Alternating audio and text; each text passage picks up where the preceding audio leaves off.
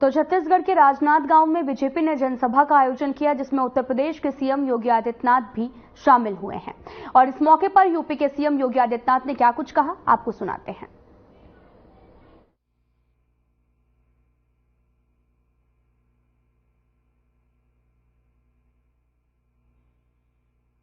प्रति नहीं, यह भारत के अस्तित्व पर प्रश्न खड़ा करने का कांग्रेस का कुत्सित चेष्टा थी। और यही कारण था कांग्रेस ने छत्तीसगढ़ को जब अवसर मिला, पूरी तरह लूटने का कोई अवसर वे लोग चूके नहीं, कोई अवसर चूके नहीं। भारतीय जनता पार्टी की सरकारों ने, चाहे वह डॉक्टर रमन सिंह की छत्तीसगढ़ की सरकार रही हो, चाहे वह वर्तमान में श्री विष्णुदेव साय के नेतृत्व की सरकार हो, इन लोगों ने यहां के गरीबों के लिए, पिछड़ों के लिए, वनवासियों आदिवासियों के लिए, उनके उत्थान के लिए प्रधानमंत्री मोदी जी के नेतृत्व में और श्रद्धेय अटल जी के नेतृत्व में जो योजनाएं बनाई थी, कांग्रेस ने अपने 5 वर्ष के कुशासन में ही उन्हें पूरी तरह समाप्त करने का प्रयास किया,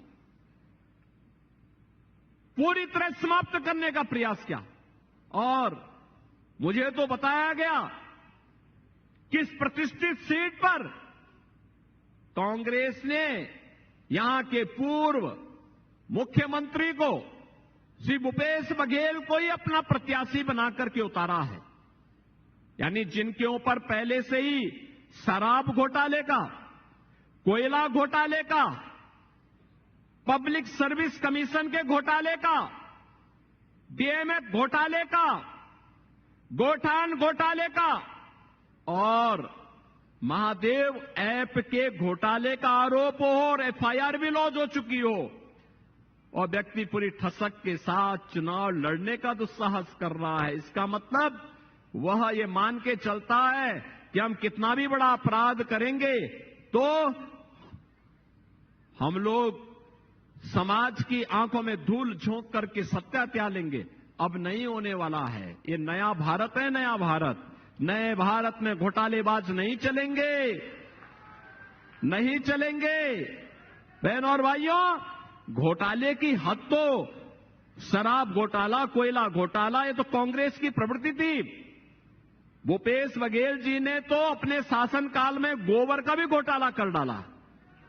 आप सोचो, जिन गरीबों को खाद के लिए पैसा मिलना चाहिए था, यूरिया दुनिया के अंदर मिल रही है 3000 रुपए बोरे में, वही 300 रुपए में भारत के अंदर भारत की सरकार, मोदी सरकार दे रही है। लेकिन ये तो यहां पर कांग्रेस की सरकार ने गोबर का भी घोटाला कर डाला। बहनों और भाइयों, यहां पर मैं सोचता हूं कभी कभी गौ माता को भी तस्करों के हवाले कर दिया गया था, कसाईयों के हवाले कर दिया गया था। लब जिहाद की घटनाओं को पूरी तरह छूट दे दी गई थी। एक सामान्य भुवनेश्वर साहू के साथ किस प्रकार की घटनाएं घटित हुई थी, उसके पिता ईश्वर साहू, छत्तीसगढ़ की जनता का मैं अभिनंदन करूंगा कि उन्हें विधायक बना करके लोगों ने भुवनेश्वर साहू को सच्ची श्रद्धांजलि अर्पित की। क्योंकि भुवनेश्वर साहू की एक ही गलती थी, उसने लब जिहाद का विरोध किया था, कांग्रेस सरकार की तुष्टीकरण की नीति का विरोध किया था, और उस शख्स से लड़ते लड़ते अपने आप को बलिदान कर दिया था। बहनों और भाइयों, यहां की जनता जनार्दन ने स्वर्गीय भुवनेश्वर साहू को श्रद्धांजलि अर्पित करते हुए उनके पिता ईश्वर साहू को विधायक बना करके उनकी स्मृतियों को जीवंत बनाने का काम किया है।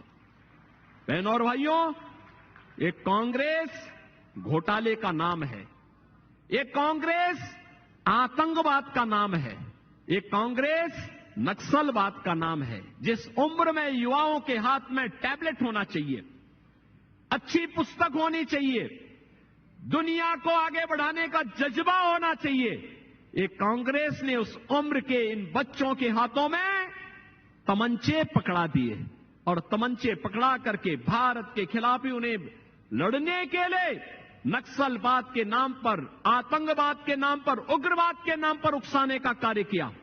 बहनों और भाइयों, अब ये देश मोदी जी के नेतृत्व में कार्य कर रहा है और आपने 10 वर्ष में बदलते हुए भारत को देखा होगा, बदलते हुए भारत को देखा होगा। 10 वर्ष में क्या ये कभी हुआ? ये कभी हो पाया?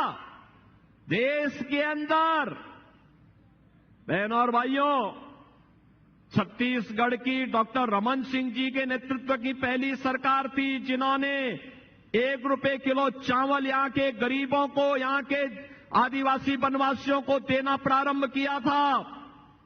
और मोदी जी के नेतृत्व की सरकार पिछले 4 वर्ष में 80 करोड़ भारतीयों को फ्री में राशन की सुविधा का लाभ प्रदान कर रही है। कांग्रेस की सरकार के समय गरीब भूखों मरता था, भूखों मरता था, किसान आत्महत्या करता था, नौजवान पलायन करता था, महिलाओं के सामने अपनी सुरक्षा का संकट था। मोदी जी के नेतृत्व में 80 करोड़ गरीबों को फ्री में राशन की सुविधा का लाभ, 60 करोड़ गरीबों को 5 लाख रुपए की